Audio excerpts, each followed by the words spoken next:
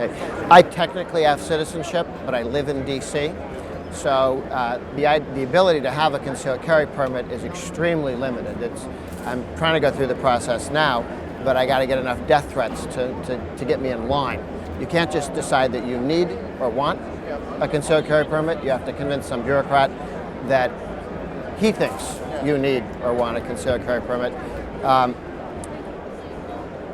lot of the May issue states are Yes. putting these barriers to entry. They don't want new people coming in, so they stack the deck so high, you have to jump over so many hurdles to get in, that the barriers to entry might be, in Illinois, 16 hours of training that you have to go through to get that. And those are the kind of things that the USCCA and other membership organizations are providing. We want to overcome those barriers to entry because, quite frankly, 100 million gun owners in America, 13 million concealed carry permit holders. We want all 100 million to be concealed carry permit holders. We want everyone carrying a gun. Yeah. We need to also work on how difficult it is to get to be a hunter. I spent 16 hours to get a Virginia hunting license. 16 hours. We had to watch movies of people chasing wildebeest, which is not a big issue in Virginia. Right. Because in order to fill the 16 hours, they showed a bunch of stuff from Africa. Not things that are really necessary for somebody who wants to hunt deer in the United States. And again, there's a little bit of difficulty for hunters and for self-defense participants. In the barriers to entry include access. Where is the local rifle range around your area, or the local handgun range around your area? And where we live now, we're starting to see immense growth in privately run indoor pistol ranges to make sure that people are out there and they're using their guns every day and they're getting familiar with them and they're understanding the laws and regulations and doing the training they need to do. I think that what may decide this next election in 2016 is a miscalculation by Hillary Clinton and some on the left. They like to talk about demographics favoring the left, and they think of demographics in terms of race or ethnicity. But there's another part of demographics, and that's people's vote-moving issues.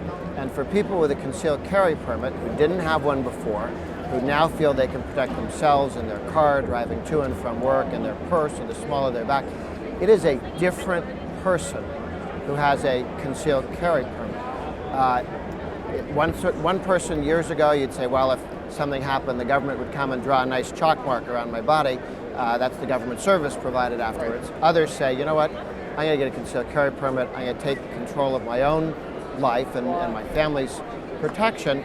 And we're now up to over 13 million, maybe 14 to 15 million by Election Day 2016. So that's 5.5% of the adult voting population in America. 5.5% of people who can vote in the United States, of voters, people of age to vote, not even registered voters. That is a huge demographic change that did not exist 10, 20, 30 years ago. And when Hillary Clinton was learning about the gun issue in 93, 94, she didn't see that. Nobody told her that when she starts and talks to an audience, she's insulting dozens of people in a room, and that walk out of there going, she doesn't like me, she doesn't trust me, she doesn't want to have anything to do with me. And so the gun control politicians are making enemies they don't know about. And you'll notice that any time a gun control politician talks, that moves the needle, and it moves the needle up. Yeah. Suddenly people say, wait a minute, someone's trying to take away my right, I want that right. And what we like to say at the United States Concealed Carry Association is you don't ever want to have to outsource your personal protection to a government agency. Yeah. You do that yourself, because when you need help, you need it immediately. You don't want to dial 911 and just wait for someone to come help you. Everyone I'm talking to here that's in the business of selling guns or support for guns says that every time the politicians decide to talk about stealing people's guns or restricting their gun rights, sales go up. Absolutely. You know, Barack Obama was the best gun salesman we've had for a long time. He has been. Better at that than other things, Yes, but he's been very good at that. Thank you. Thank you. Take care. Kevin, Steve, good to see you.